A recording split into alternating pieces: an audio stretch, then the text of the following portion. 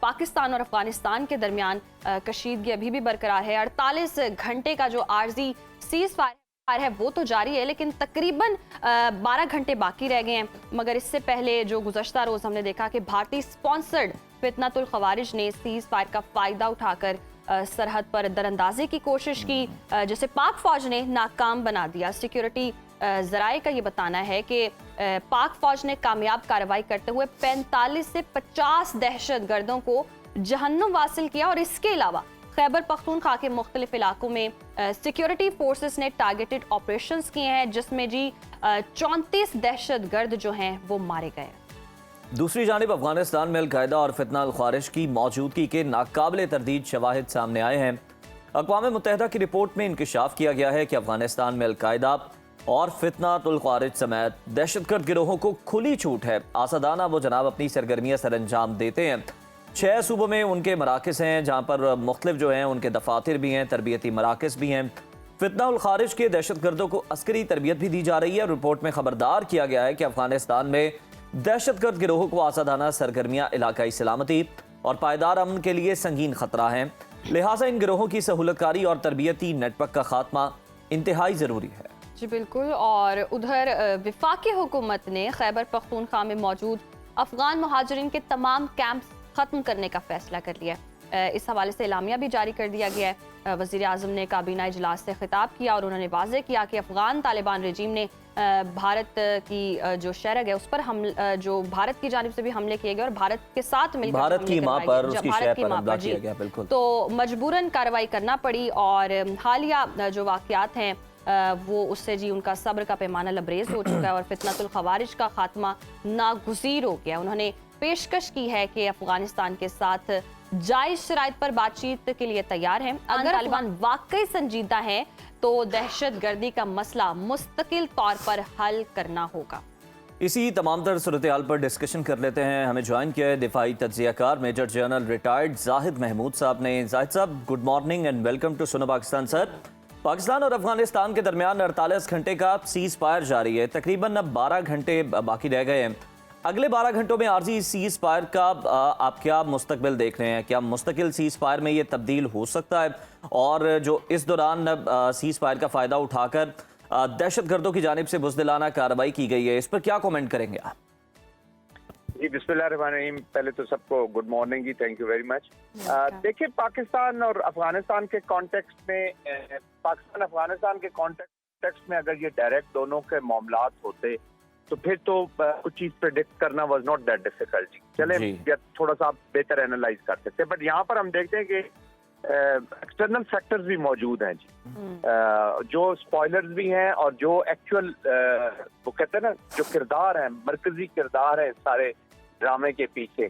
तो of course there are few non state actors already जो बाकी क्लाइंट्स हैं, जैसे फितनत अल खवारिज के लोग हैं विद इन अफगानिस्तान, या और ऐसे फ्रेंचाइजेस टेररिज्म रिलेटेड जो इस पूरे पाकिस्तान के खिलाफ एप्लीकेशन में एज अ क्लाइंट इस्तेमाल हो रही है। ये तो वो एलिमेंट्स हैं जो खारजी तौर पर अफगानिस्तान के अंदर मौजूद है। फिर जो मेन कैरेक्टर है which is the main proxy sponsor state India, तो जिसने इन्वेस्ट किया हुआ है, जिसका पैसा लगा हुआ है, तो वो भी एक मेजर फैक्टर होगा कि वो कितनी लीवरेज दे रहा है अफगानिस्तान को अफगानिस्तान के बारे में बात करने की।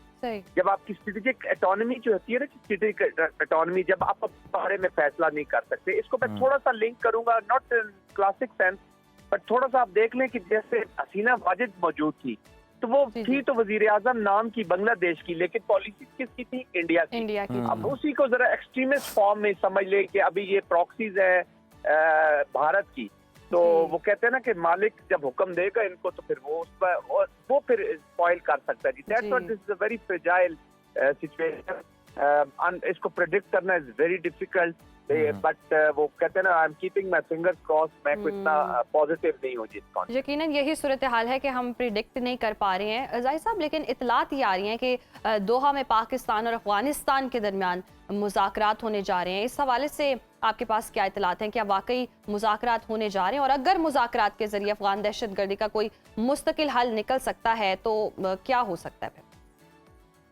देखिए, दोहा ने पहले भी बहुत रोल अदा किया और दोहा के जो रोल है मुज़ाकरात के सिलसिले में जो भी कॉन्फ्लिक्ट्स हो रहे हैं, चाहे मिडिल ईस्ट हो या अफगानिस्तान हो, और पहले भी तालिबान के ऑफिस वहाँ पे खुले रहे हैं, तो they have the foundation there. और पाकिस्तान भी बहुत कतर में मुज़ाकरात बातचीत करता है। जो पिछले अमेरिका के साथ इनके मुज़ाकरात हुए, इसमें दोहा ने मेजर किरदार अदा किया और पाकिस्तान का भी बहुत बड़ा किरदार था।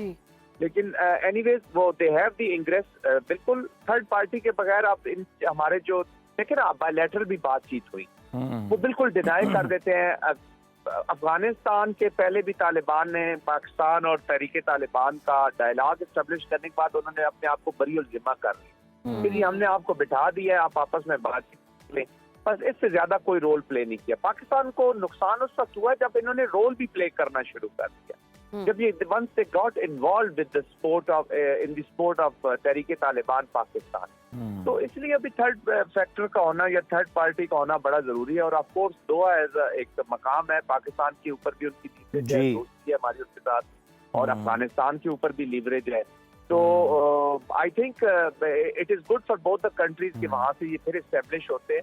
और देखिए मुज़ाकरात तो एंड में होने ही है। अब ये चॉइस अफगानिस्तान के इस काबुल जो तालिबान रजीम बैठा हुआ है, इन्होंने करनी है कि how they want to pursue forward जी। अगर तो इन्होंने डिसाइड कर लिया है कि काबुल विल एडमिनिस्टर अफगानिस्तान, और काबुल में बैठी हुई जो तालिबान रजीम है ये अफगानिस्तान के लोगों की रजीम है, तो फिर तो फैसला पॉजिटिव हो जाएगा। लेकिन अगर वही बात है जो हमने पहले डिस्कस की है कि अगर प्रॉक्सी स्पॉन्सर के कहने पर इन्होंने चीजें करनी है, तो फिर ये अपनी जेबों की तरफ पहले देखेंगे और बाद में अवाम की तरफ और अफगानिस्तान और पाकिस्तान की तरफ देखेंगे।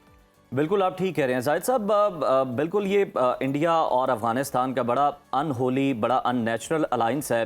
लेकिन सर इस अलायंस के पीछे क्या मकासद है? मतलब ईस्टर्न और वेस्टर्न बॉर्डर जो है, ये दोनों महाज गर्म रखना पाकिस्तान अफोर्ड तो कर सकता है, लेकिन ये मुश्किल काम है, पाकिस्तान के मफाद में नहीं है और हम ये चाहते भी नहीं ऑब्वियसली। तो ऐसा क्या काम पाकिस्तान को दोनों महाजों पर उलझा कर भारत जो है वो करना चाहता है? क्या मकासद क्या है पसे पड़ता? अच्छा, दो चीजें हैं जी। जो मकासद हैं वो तो ऑफ कोर्स भारत संदूर की एक तो खिफ्त मिटा रहा है, और दूसरा वो पाकिस्तान की इम्प्लोजन चाहते हैं जी। पाकिस्तान को एक क्लाइंट स्टेट बनाना चाहते हैं। This is beyond the deterrence. ये हेजमोनिक मोड में, एक्सपेंशनिस्ट मोड में इंडिया जो है, तो वो अखंड भारत की लार्जर एप्लीकेशन हुई है। उसके बीच में फिर अखंड भारत ओवरऑल दोनों पार्टियां अखंड भारत में पेश करती हैं, कांग्रेस भी और बीजेपी भी। लेकिन बीजेपी का ये जो आरएसएस का बकरू चेहरा है ना जी, इसमें हिंदुत्व का जो एक्सट्रीमिस्ट एलिमेंट है, उसकी फिर एक्सट्रीमिस्ट टेंडेंसीज भी हैं। वो न सिर्फ अखंड भारत बनाने के मोड में, बल्कि पूरे रीजन को हिंदू कन्वर्ट करने के मोड में। तो वो आइडियोलॉजिकल एक वो चीज भी आ जाती है, नंबर वन। नंबर टू, वो पाकिस्तान की पॉलिसी कैप्चुलेशन चाहते हैं कि पाकिस्तान कश्मीर के ऊपर, पाकिस्तान अपने न्यूक्लियर के ऊपर कम्प्रोमाइज करे, इसलिए हर चीज को वेपनाइज कर रहा है। इंडिया ने जैसे अभी पानी को वेपनाइज किया है, इसी तरह अफगानिस्तान के साथ कोलैबोरेशन में अफगानिस्तान ने किस चीज को वेपनाइज किया? अफगानिस्तान ने वेपनाइज किया हमारे ट्रस्ट को, जो हम उनका ट्रस्ट करते थे या जो हमने उनके लिए भला किया, जो भी, उसको उन्होंने वेपनाइज कर दिया। पूरा फायदा उठाया उस ट्रस्ट का, हमने उनके लिए इतना कुछ किया। वो जो कुर्बानी के लिए हम रोते रहते हैं ना, जिससे मैं तो बड़े खिलाफ हूँ, हमें रोना नहीं चाहिए, अभी मूव फॉरवर्ड करना चाहिए और लेसन लर्न किया अपनी वीक पॉलिसीज की वजह से। लेट्स कन्फेस, जो हमारी अपनी मिस्टेक्स हैं वो हमें पता होनी चाहिए।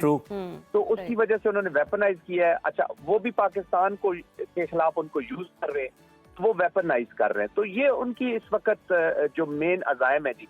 लेकिन एक अच्छी चीज मैं आपके प्रोग्राम से बताना चाहूंगा जी आज पाकिस्तान के साथ, as far as Pakistan military is concern, he very confident कि पाकिस्तान में ये चीजें वॉर गेन की हुई हैं। ये टू फ्रंट, तालिबान का इस तरह बलोचिस्तान, खैबर पख्तूनख्वा में इंडिया के साथ, और ये तो पाकिस्तान अल्हम्दुलिल्लाह मिलिटरली बैलेंस है। पाकिस्तान कैन रिस्पॉन्ड, इसलिए तो इतना जवाब दिया है ना। पाकिस्तान ने डेटरेंस रीगेन किया, आपने टारगेट किए हैं, काबुल में गए हैं आप अफगानिस्तान के अंदर गए, बाहर आम पब्लिक में अगर आप जाएं तो वो कहेंगे यार ये बहुत बड़ी खतरा हो गया। और ये तो खतरा तो मोल लेना पड़ता है ना, अपनी आजादी के लिए खतरा नहीं मोल लेंगे, अपनी सॉवरेनिटी के लिए नहीं खतरा मोल लेंगे। तो हमने कोई संदूर की तरह फिल्में तो नहीं बनानी ना, ये लॉलीवुड हमने नहीं आबाद करना, हमने पाकिस्तान को आबाद करना है। यकीनन बहुत दुरुस्त फरमाया आपने। Major general retired Zahid Mahmood साहब हमारे साथ मौजूद थे, और पाकिस्तान जी हर महाज पर फतह समेट भी रहा है। और जैसे कि हम हमेशा से कहते हैं कि भारत के जितने भी अज़ाइम हैं नापाक अज़ाइम है उसमें वो कभी कामयाब नहीं हो सकता, चाहे वो